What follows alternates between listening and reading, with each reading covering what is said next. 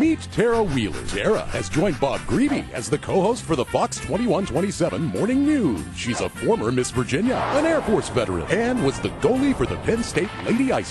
She even shaved her head bald to raise funds for children's cancer research. We are at the National Championship in Minneapolis. This is incredible. We've never covered anything like this. The UVA fans have never cheered on their team in a national championship. Big questions regarding schools reopening, what one district is doing to tackle concerns during the pandemic.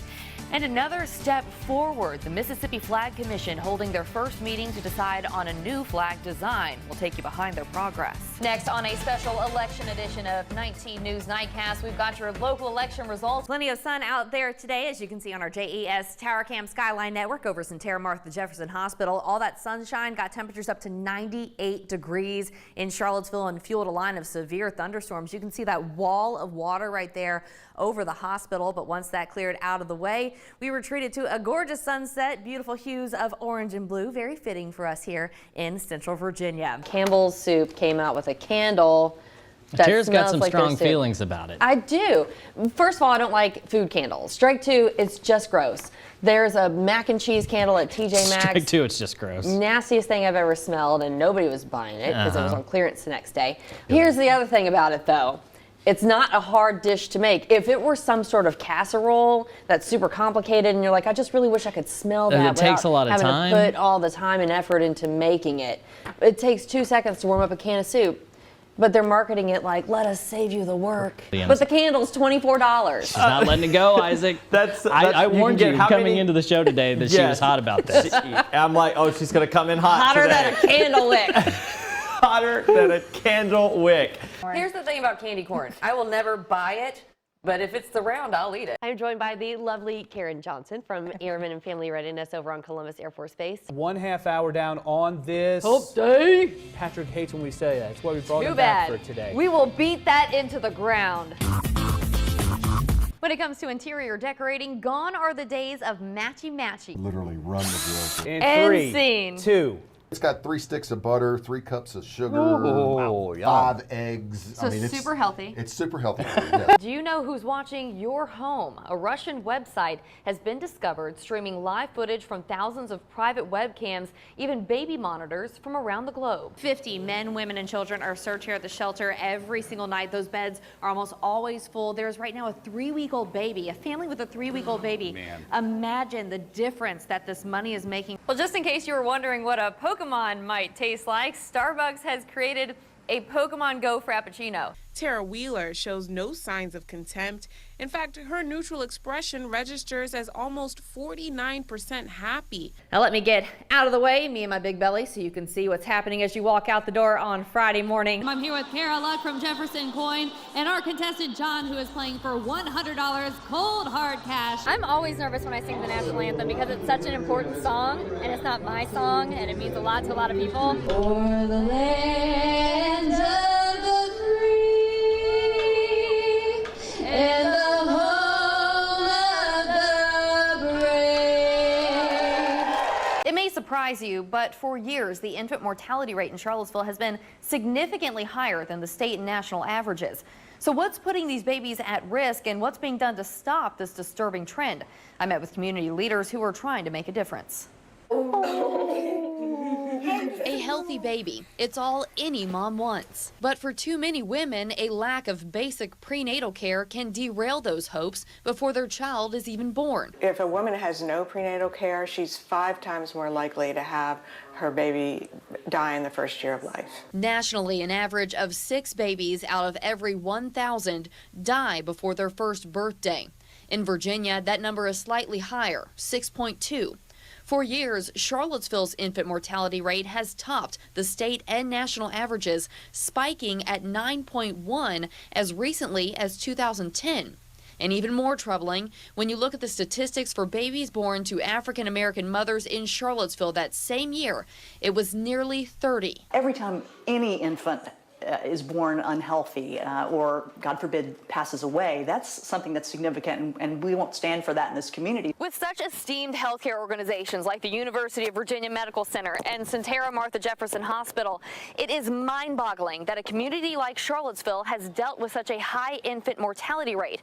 That's why local organizations decided to gather up all that expertise to figure out why these babies are dying and how to stop it. We found that a lot of pregnant women weren't accessing prenatal care for a number of different reasons. Some families aren't used to doing that. They say, I'll go to the doctor when it gets closer to my time to deliver. Why should I take time off work or, take a risk of spending money I don't have to get prenatal care? I feel fine. A health impact team was created to connect women in what they found were high-risk communities with the resources that could help them have healthy pregnancies. It's not just about putting up a sign that tells people to access prenatal care. It's about really going into communities and whatever obstacles moms have, helping them overcome those obstacles. And it's working. The following year, the infant mortality rate for African Americans dropped from nearly 30 to just over 8. Oopsie. Erin Cook credits these programs with helping her with her 2 daughters, 3-year-old Genesis and newborn baby Aubrey. I've learned a lot through prenatal care. I didn't know that there was so many things that needed to be done, like making sure you're taking your prenatal vitamins, making sure you're going to your appointments,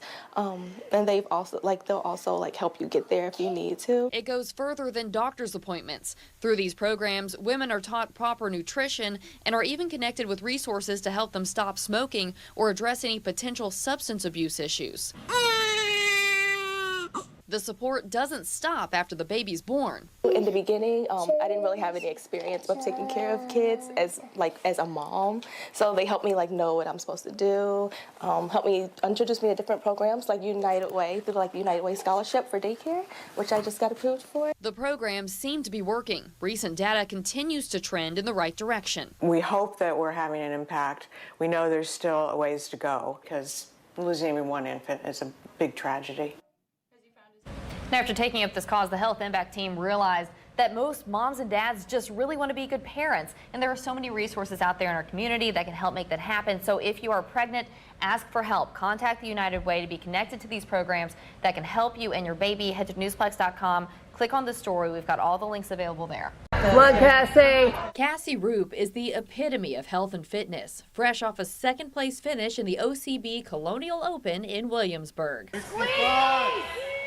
But that wasn't always the case. Just 3 years ago, she was nearly double her size, and fitness wasn't in the forefront. I couldn't even walk a block because I was out of breath, or I couldn't go outside and play with my kids because I was too tired. She decided to do something about it. I didn't want to be that mom. I didn't want to just exist in my kids' lives. I wanted to be present. She started with small changes. Drinking more water instead of drinking soda. Started eating more fruits and vegetables instead of going out for takeout all the time. I started cooking more meals at home. It was a long process. I did not gain the weight overnight, and I knew that I was not going to lose the weight overnight. Slowly but surely, the pounds started to come off. The benefit of it was that I started feeling better.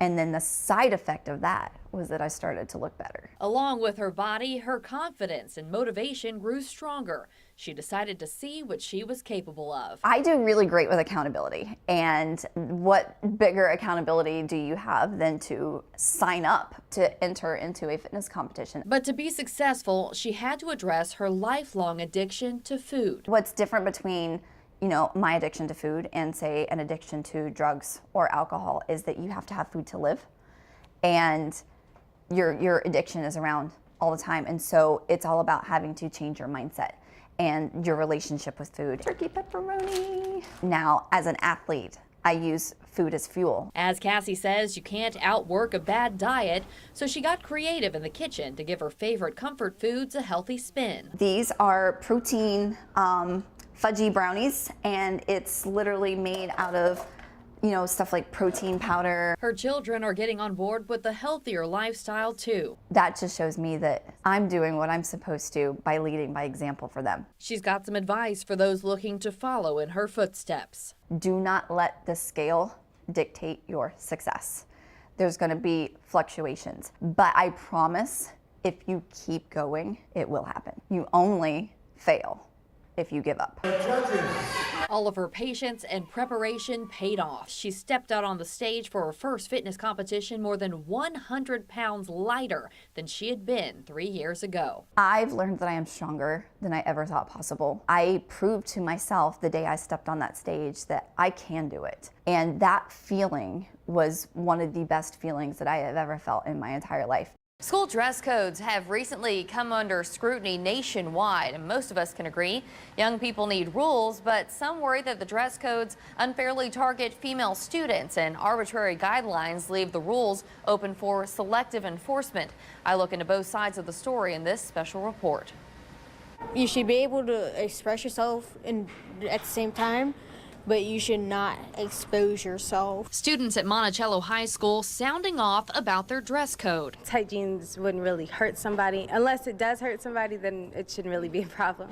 Their principal, Dr. Jesse Turner, says the rules are an essential part of preparing his students for the adult world. Part of what we want to try to do at all times is help young people to have an avenue to express themselves, but also, especially at the high school level, we're trying to set a standard for how they should dress after high school. But how important is enforcing a school dress code? Is it important enough to pull a student out of class and have them miss out on learning? If a child is dressed in a way that causes a distraction, then it needs to be addressed. I don't think it's helping anyone by pulling her out of class and stopping her learning when maybe it's the boy or the teacher that's uncomfortable about it. This outfit got Addie Brewer pulled out of class at a local private school. She says students should be able to wear whatever they feel they can learn best in. If she feels like it's appropriate and if she feels comfortable in wearing it outside the house, and I don't see what any other problem is. Addie's mom is former Commonwealth's attorney Denise Lunsford, who's been criticized herself for her choice of clothing. She worries that this kind of dress code enforcement will set a precedent that what you wear is more important than what you do. I mean, we worry about whether someone wears a skirt that is considered too short or too tight. On the other hand, we criticize women who wear pantsuits and things of that nature, and the focus sometimes seems to be so much on the wardrobe of professional women that their professionalism and the fact that they do a good job or they don't do a good job is lost in that process. You should dress the way you want to be treated. How I look and how I present myself sends a message. Lunsford says some could take that mentality too far, even contributing to rape culture and victim blaming. Time and time again, both as a prosecutor and as a defense attorney, I have heard with respect to a sexual assault, well, how was she dressed? Dress codes can't be a way of telling female students that it's their job to control males' impulses or distractibility. Dr. Joseph Allen is a psychology professor at UVA. He says dress codes are also vulnerable to selective enforcement. The student who's the great student versus the student who's kind of annoying the teachers, the latter is more likely to get picked up for a dress code violation. Principal Turner says their school only has a handful of dress code violations each day.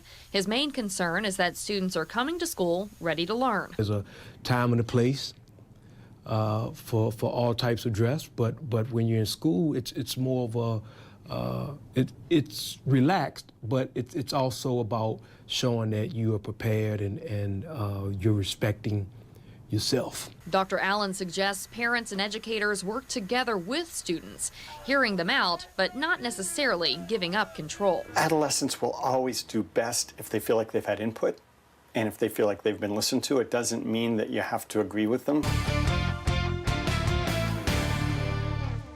Plenty of sun out there today, as you can see on our JES Tower Cam Skyline Network over Sentara Martha Jefferson Hospital. All that sunshine got temperatures up to 98 degrees in Charlottesville and fueled a line of severe thunderstorms. You can see that wall of water right there over the hospital, but once that cleared out of the way, we were treated to a gorgeous sunset, beautiful hues of orange and blue, very fitting for us here in Central Virginia. Now, another reason for the severity of those storms was how humid it was outside. Our current dew point is 68 degrees. degrees, very uncomfortable. But we were in the oppressive category earlier today in the lower 70s, something we definitely felt and will continue to feel tomorrow. Looking at our radar right now, you can see there go those storms that swept through our area, now well to our south and east and significantly losing strength. And there is nothing coming precipitation-wise behind them because we are still under this bubble of high pressure. It's going to keep temperatures high and unfortunately rain chances low. Before today, a lot of us hadn't seen any rain for about 2.5 weeks, so we could definitely use some more. You can see where that rain has hit though. 70 degrees in Standersville currently, as well as Orange, 73 in Louisa, 72 at Lake Monticello, and in Charlottesville, still 78 down in Dillon, 77 in Richmond. You can tell the rain not having a big impact there. As far as future chances for rain, tomorrow evening, we do have a chance for some pop-up thunderstorms similar to what we saw today. If temperatures get high enough tomorrow, some of those storms could be severe, something to keep in mind. But Friday, see those little dashes of green? That is the wind direction. Here comes our weak cold front. That wind now coming from the north and east, bringing with it a lot of cloud cover and some drizzle that, as you can see, sticks around for the majority of the day on Friday. Talking temperatures now, it is going to be a hot one tomorrow, waking up to temperatures in the 70s and 80s and then skyrocketing to the 90s by the middle of tomorrow afternoon. But look what happens when that cold front comes through. We'll wake up to temperatures only in the 60s and many of us widespread 70s throughout the day on Friday. Now, a lot of those cooler conditions will stick around for at least the first half of your day on Saturday. But if you're heading out to that UVA versus Florida State football game, plan accordingly because here comes a change in the wind direction. Temperatures are going to increase as the day goes on Saturday. We're going to reach the middle 80s, so plan ahead for that one. Getting you out the door tomorrow, summer's still hanging on right there. It's going to be hot when you wake up. Mid-90s by lunchtime, and that heat is just going to stick around. Let's go ahead and look at what you can expect for the rest of the week in our Madison Ford 7-day forecast. There is that heat tomorrow, 95 degrees, a chance of some storms. That's 77 on Friday. Most of us are going to see that, if you see it, at 2 o'clock in the morning. But for the most part on Friday, we'll be hovering right around 70. Temperatures on the rise over the weekend with some chances of storms, and then we hover right back to 90 as we start our work week.